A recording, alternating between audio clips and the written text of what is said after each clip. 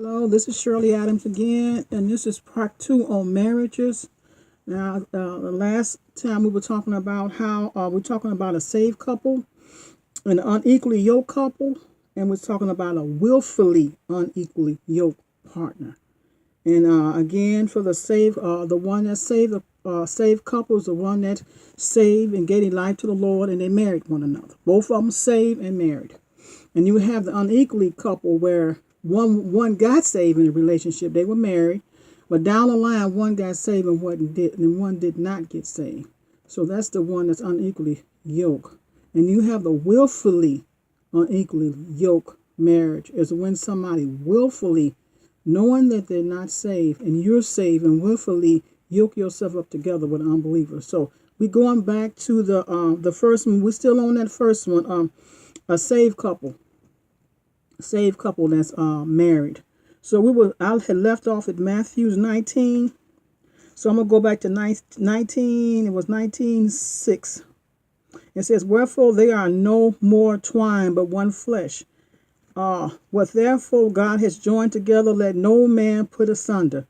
And he's saying that if God put you together, don't let nobody separate the two. If God has put you together, you shouldn't let nobody come in between that marriage to separate it.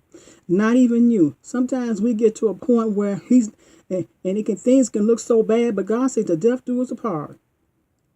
You supposed to hang on into your life. A lot of times people want to get rid of each other because a lot of times, they can probably in so many ways outgrown one another, but yet and still you're still partners. You are still partners. You pray for one another. And the other one, a lot of times, because of finances. Finances is one of the biggest reasons why people divorce is for finance. They let money be the reason for their divorce. And the Bible says no matter what, other women, you got some, men, how can I say that? At that stage, even though they married, but a lot of times, because you see married couples or you see a man that's married, a woman that's married, that don't mean that that they are clear of the issues that they have. A lot of times they can come into a marriage with bondage, with not just with bondage, but issues, and but as if they stick together and bring that problem to the Lord, as husband and wife, it's nothing that's too hard that God cannot do. So a lot of times, you got a husband and wife, and they love the Lord, they love each other, but yet and still, I don't care what relationship, the devil's going to always have a problem. There's always going to be a problem because the devil hates relationships. That's why I'm saying you have to be saved and love God, and knowing how to love your mate. You got to know how to love God, because if you love God, He's going to show you how to love that mate. You don't get rid of him because he don't have a job. Maybe he lost his job. I'm not talking about somebody ain't working. I'm talking about somebody that was working, and they was working, but they lost their job. Try to help. We are they helpmates.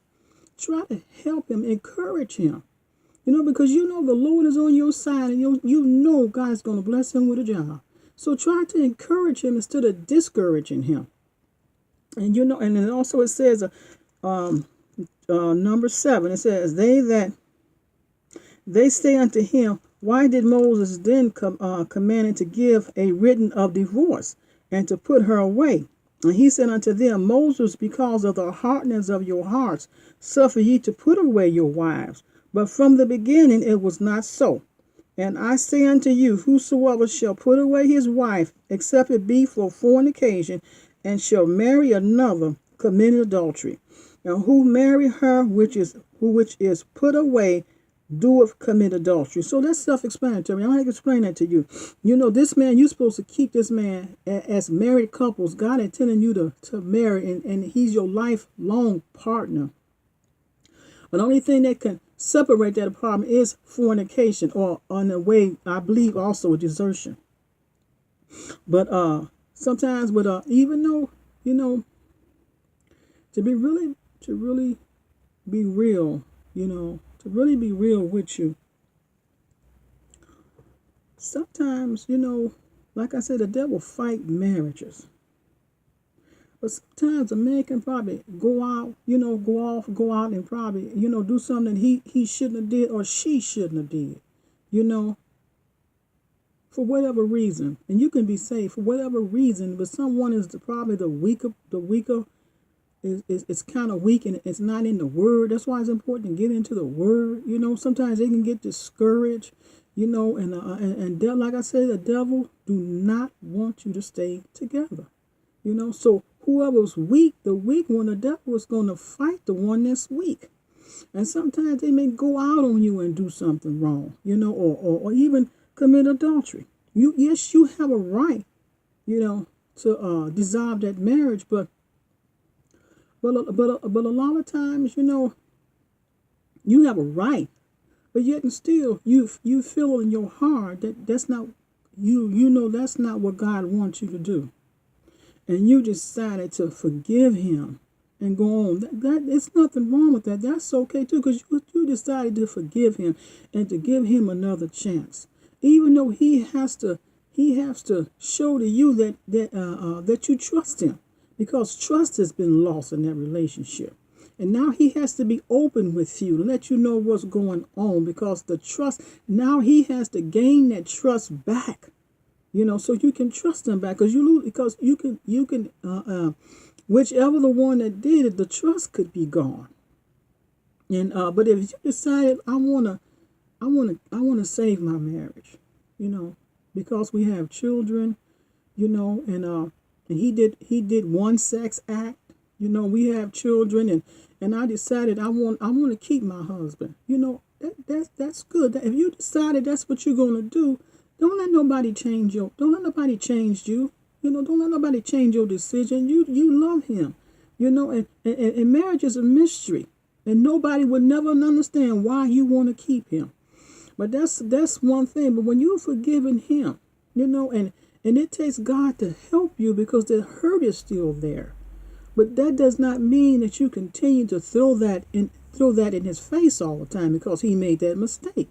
Now, if you're going to forgive him, don't be throwing it in his face. Forgive him, treat him, going back together and coming back together as one. But if you want the thing to work, you got to forgive. You got to forgive him. And you, well, Lord, I know he made this mistake. I know he made this one mistake. Sometimes one mistake, and Lord, I want to forgive him. It's nothing wrong with that. Don't let nobody make you think you a fool. Why would you? But you want to save your marriage, because see, he could be a good man and go out there and make that one mistake, but he still could be a good husband. Take care of his kids, but he made a mistake right there. Sometimes hanging around with the wrong people for whatever. You want to save your marriage. God will honor that. God will honor that. So but Moses was saying that a lot of times people get a divorce because the hardness of their heart, they don't want to forgive. They don't want to forgive each other. So they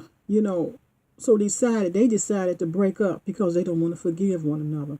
And the Bible said that a lot of people was divorced, for whatever reason, and you got some people that's really not divorced. They're still married and they don't know they're married. And even though they married to somebody else, the Bible said that person they married, they still commit adultery. So only God can say, only God, know who married. When it comes down to marriage, a lot of times you could be the reason why, he do what he do, or stepped out. Only God can judge marriages. Only God can judge a marriage. So, sometimes we got to let God judge that thing, because of what we think we see is not what it is. And what they say it is not what it is. So some things we just got to let God judge that thing. And also, you don't marry somebody that you don't respect. If you do not respect him as your husband, then don't marry him, because you don't see yourself submitting to him. So that's somebody you You don't marry that. You just don't marry that. You know it because he's in church and he's saved, and you in church and you saved. That don't mean that's your companion. That don't mean that that's your partner. You know, it's not a outward appearance, but it's something in the inside that draws you to one another. You know, so you still got to make sure that you're gonna be with this man for the rest of your life. And you want to make sure it's God. You want to make sure it's God, because if you don't make sure, and if you don't, even though, like I said, you are married couples, saved couples, but the devil's still going to fight your marriage. He's still going to fight you, and he's still going to fight you. And then as a married woman, you don't need to be out there going these places with single people. When you're married, the Bible said be chase keepers at home. Because when you, even though, you're around these women, and some of them is not even married, and you hanging around with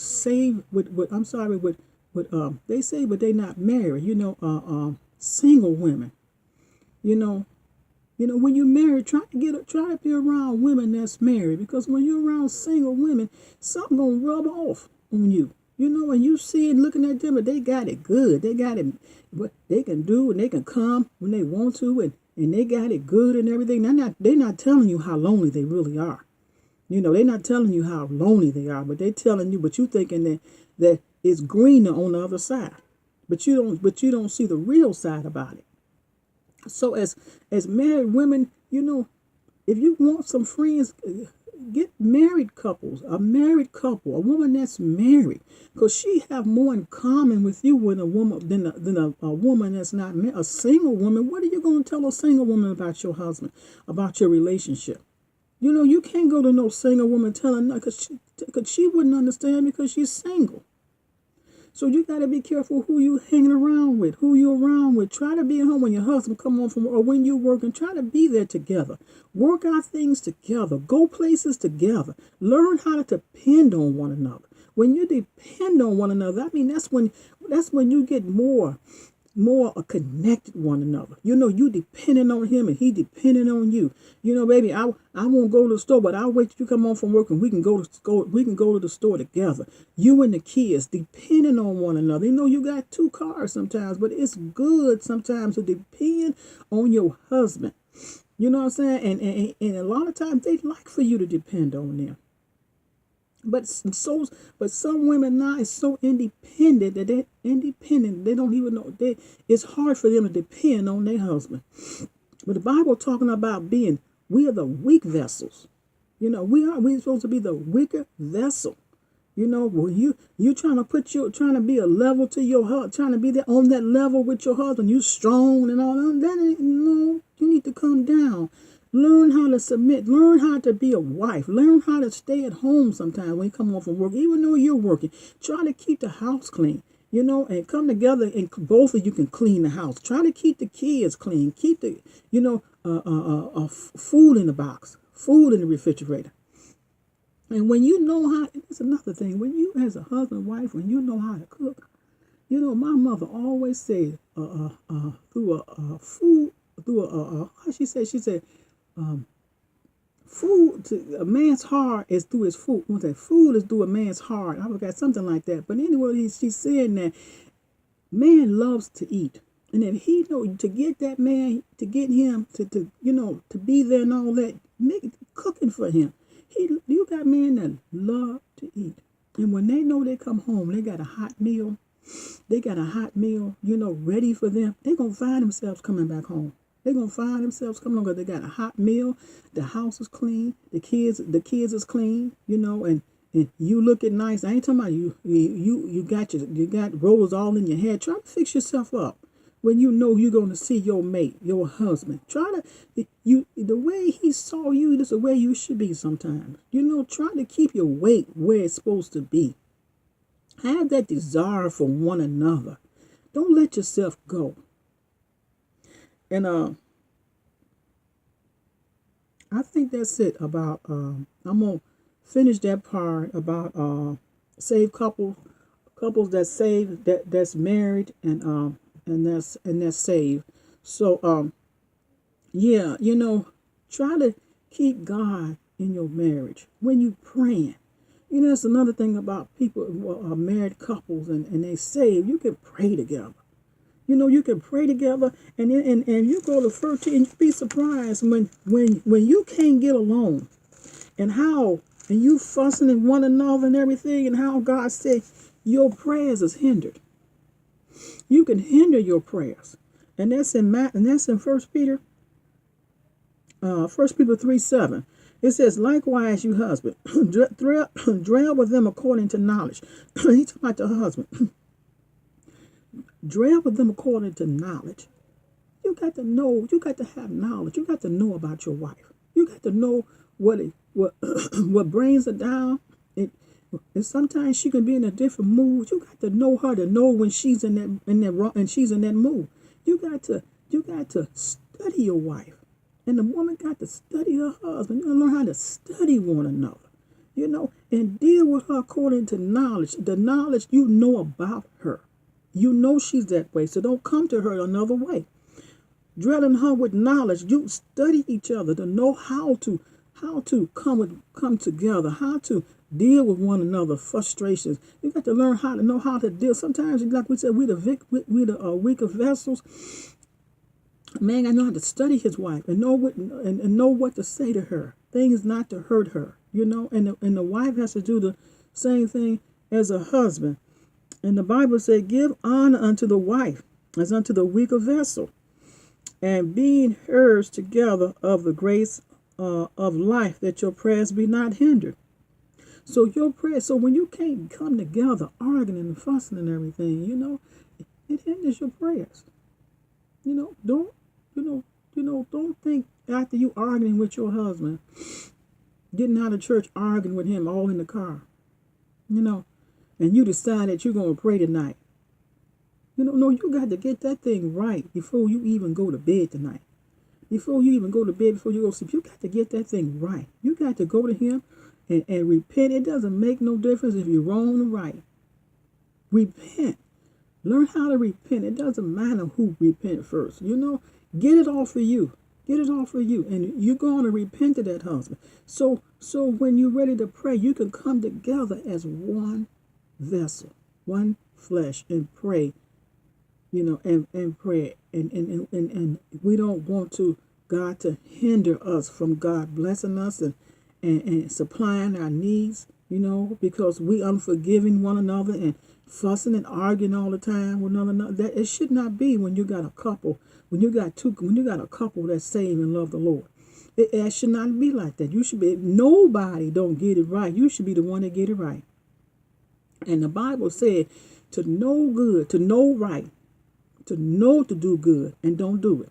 The Bible said you're going to be whipped with many stripes because what? You know better. You know it. It's not like you don't know, but you know. And to know and to know to do something and don't do it, God calls it sin. So you got to do right by one another as husband and wife.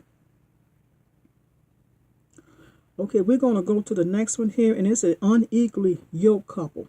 Now, unequally yoked couple is a couple who they both were sinners, and then God ended up saving one. He ended up saving one, and the other one is not still saved. So that relationship, God can save him. That relationship, God can save him.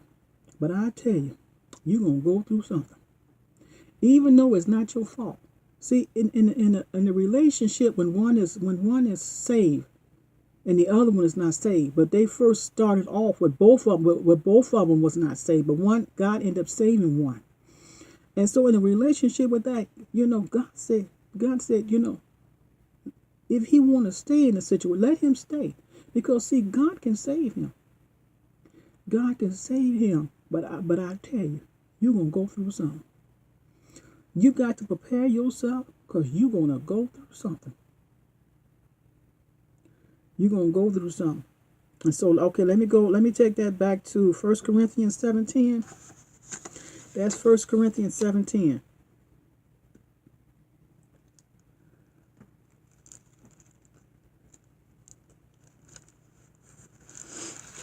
First Corinthians 17. Now, I was in a relationship like this.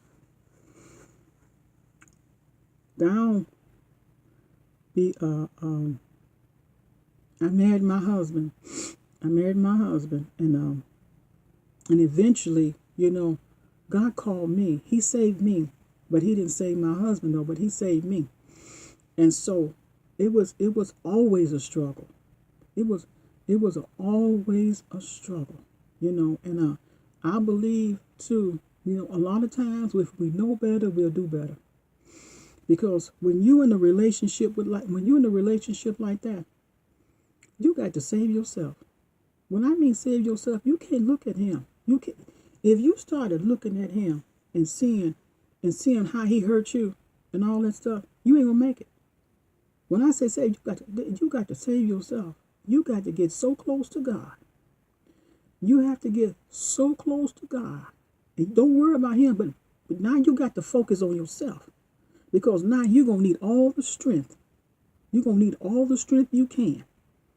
You're going to have to need all the strength you can, because if you're weak, you're going to be beat. If you're weak, you're going to throw in the towel. You're going to throw in the towel if you're weak.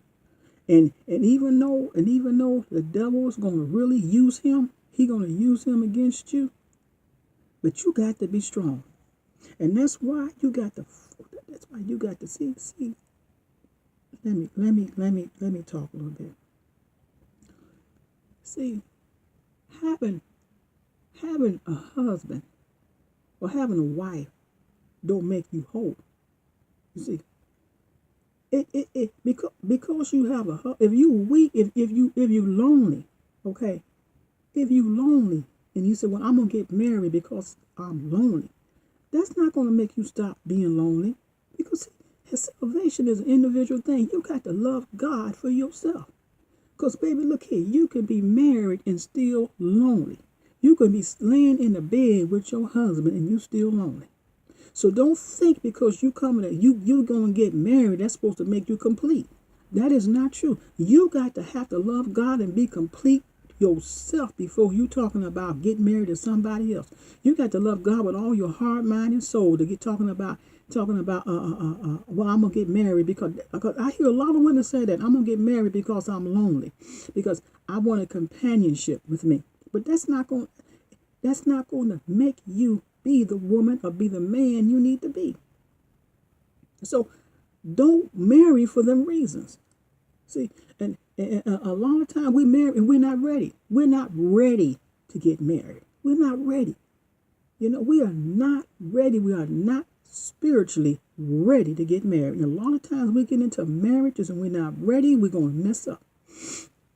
But you know one thing? The Bible says all things work for good for those that love him. Even though you can be going through a bad marriage, God will still turn good, make good out of that thing. But that don't mean it's going to change. It's going to change, but it's going to work out. See, if you ain't never been made, you're going to be made in this relationship. God's going to make you. He's going to make you. You're going to find out things about yourself that you didn't know about yourself. Okay? You're going to find out things about the Lord you didn't know. Okay? And that's what it's all about. See, God got to work on you. He's going to work on you. Because see, after he work on you, and then that husband see that you are different, that you have changed, that's going to want to make him change. But in the meantime, let's go to the scripture. Let's see, 1 Corinthians 17. And we stopped on 10. And it says, and unto the married I command, yet not I, but the Lord. Let not the wife depart from her husband. So he's talking about one is saved and one is not saved in a marriage. Because like I said before, they both was not saved, but one ended up getting saved in the marriage. And he's telling you, let not the wife depart from her husband. And so now since you're married, you cannot. That's how they was doing in the book of Corinthians. They get saved and they was divorcing their wives. And God said, you don't divorce your wife or your husband because you got saved. because you never know if you hang on in there, God can save him. He will save him. If you just hang on in there, God will say he will save him. And you never know. You can depart and leave that man, and he can be a diamond in the rough. He can be a diamond in you know, when they go all the way deep, you know, and rubies and fine stuff in the earth, that thing is dirty, dusted, and they have to polish that thing before that thing get really big. But once they get through polishing and buffing that thing be both as beautiful as diamond, as beautiful as ruby in the world, and it's priceless. If you just hang on in there, you don't know what you have until God save him. So don't let him, don't leave him. Don't leave him. And it says, but and if she depart, let her remain unmarried, or be reconciled to her husband, and let her not her husband put his wife away. So because a lot of times when they like that, they want to stay. They want to stay. And because they want to see, and my pastor will always, Pastor Richard D. Hinton, I thank God for that man. And when I was going through with my unsaved husband, and how I was going to church and stuff like that, and how he would always talk on marriages, and I needed that at that time. And he would always say, "Don't make them leave. You know, you gotta don't stop cooking for them. You know, don't give them a reason to leave." So a lot of times you can give him a reason because you don't want to cook for him. You don't no longer want to have sex for him. So you make it hard for him. And then he end up getting out of there and leaving you because you made it hard for him. God got your number. He got your number. You can't make it hard for him and then say, Lord, and then tell the people he gone. But you made him leave. You made him leave. And when you do stuff like that, you may never find nobody else or get married to anybody else, because you're going to reap just what you sow. You're going to reap what you sow. So you got to be that wife. You know, when I was married to my husband, I was that wife. You know, I came home from work. I cooked. I cleaned. I cooked. He saw me. He saw Christ was in my life. I stopped doing the things I used to do, and he saw Christ in my life. And even though he got jealous because he saw Christ in my life, he got offended. I mean, I went through because he thought I was better than he was. But what it was is that when Christ is in my life, I don't used to do the things I used to do no more. And he on the wall, well, why are you not cursing? Why you not drinking and doing all that kind of stuff? Because when Christ comes into your life, all that stuff disappears. But he saw a life of Christ in my life. Now, because my pastor said, don't, and that thing stuck with me. When my pastor said, don't give him a reason to leave. If you need to, continue to cook for him. You know, you still got to submit. You still got to submit to this husband, even though he's not saved. But God is calling you to submit to him because God is, it's not that God can't save him. God said he's set aside. He's saying because of your salvation, God has sanctified him. And now he says, since you sanctified, your kids is holy now. So God sanctified him. So what God did, God kind of put him aside because God is working with him. God is working. He's working with him. So when God is working with him, and you can't give him no excuse because you stopped doing the things as a wife is supposed to do, and you want him to leave, you know what I'm saying? Because you think you can find somebody else, or you want somebody else. God said you have to submit to him because if God, even though, and I made sure that I submitted, but even though that, I will pray and I will ask God. I said, Lord, give him. If there's something I'm supposed to submit to God, I pray you'll give him. I will pray you give him to say the right things. God, if it's you, let me know it's you through him, because God can speak to him. God can speak to him and tell you something, and and you don't submit to that because you're thinking that God is not going to talk to him. Yes, God will speak to him, and he will talk to him and tell you something. Because see, listen, if the devil can speak to him, God can speak to him too. God can speak to him too. So God will speak to him. So don't be afraid to submit. When I mean submit, I'm talking about I'm not talking about he's telling you go play the lottery. You don't go play the lottery. You have to have wisdom. Or he's telling you to go and buy a pack of cigarettes. That's going against the Bible says don't let your goodness be spoken evil of. Because you going to buy them cigarettes and going to the lottery, going to the store to get some lottery tickets for him. You never know who you may see in that store. You may see a saint in that store. You see what I'm saying? And even though you're doing something good for your husband, but what? They see you doing evil. So don't let your evil be spoken good of. And because when I'm talking about submit, you don't submit to stuff like that, and he wanted to take you to the bar. And that's what my husband, he wanted to take me places. He wanted to take me to the bar. I was not going to go to no bar. And see, because when you stand up to things that's not of God, you have to stand up for that too. And because if you compromise, if you got to be careful, you have to be careful that you don't compromise. Because when you compromise, you're going to find yourself being weak in the faith. Before you know it, you're going to find yourself backsliding. And that's why you got to have some sense with this. You have to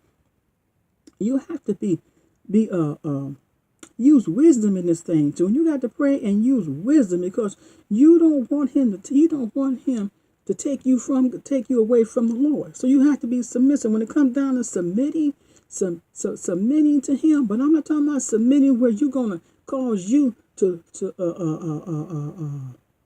disobey God, is what I'm saying. But in the meantime, God can, and so much submission to him, I'm talking about like you're doing it's something he asking you to do, cleaning, doing stuff like that. You understand what I'm saying. You understand what I'm saying. You know the difference between wrong and right. So you have to be able to do that. And even though that's going to be afflictions and and a lot of things is going to be going on, and because you yoked up now. See, you yoked up, because when you yoked up with somebody, whatever he's feeling, you know what I'm saying? When you yoked up, it's confusion there, and it's like you've been pulled. It's like you're being pulled, and it seems like things is not going right. Things is not going right, but yet still God will bless that marriage most so. He'll bless a marriage that willfully married an unbeliever. But God can still bless this marriage, this unequally yoked marriage, when one person ends up getting saved. God can bless this marriage, but you have to hang on in there. You got to wait on God, because divorce is not the answer. You got to wait on God. Now I look like I'm gonna have to do a part 3 to this thing, because it's not finished. So I'm gonna let this go, because it's 33 minutes and 57 seconds. I'm gonna go on and let this go. And I'm going to do a part 3 on this right here. So, and at the end of all of it, I'll have a prayer. So, I'm going to let you go, and I'm getting ready to do a part 3. So, stay tuned for part 3. God be blessed. Be blessed.